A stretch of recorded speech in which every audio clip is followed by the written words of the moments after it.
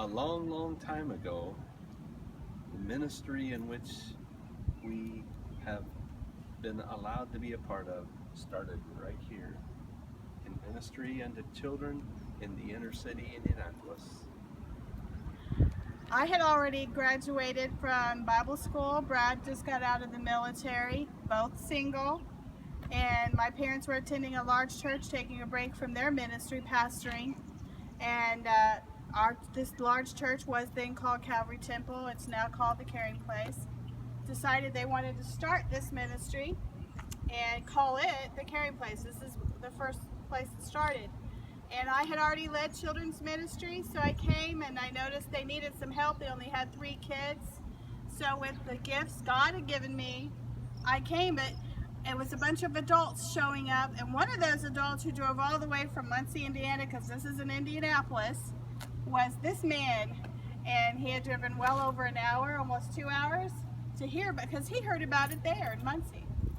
So we started. And, we met that night. And we started from there and came down and witnessed to people and saw souls saved and lives changed, people healed.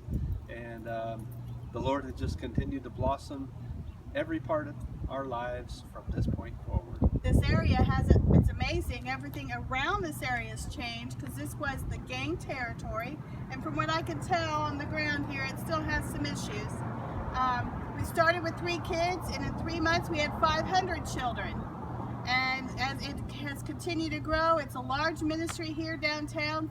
And of course the Lord's blessed the main church as well, because they gave to it, they poured out, and the Lord's blessed their ministries where they do more. And this is our beginning. This is how we met, it's how we dated, it's how we courted. We went door to door, we went and ministered and visited the children's where they lived, which was sometimes in places that we would call a dump, and ministered to the parents who were actually doing drugs. We would talk to the gangs. They would come huddle around us, and they even vowed to protect us. Not far, right there at that corner where you see, there was a stabbing one night, and it was a fight over alcohol.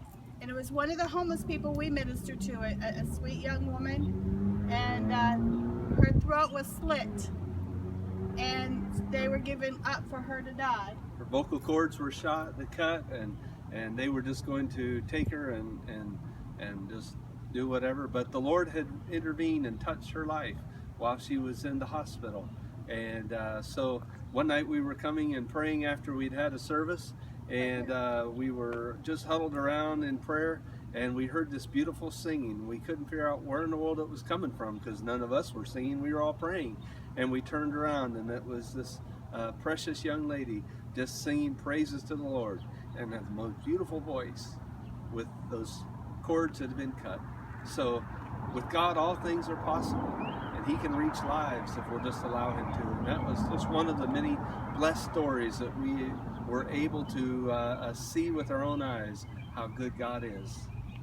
This is our beginning, but we're getting ready to go on to Africa, and we're anticipating great moves of God there, as well as us traveling to different churches and homes and places.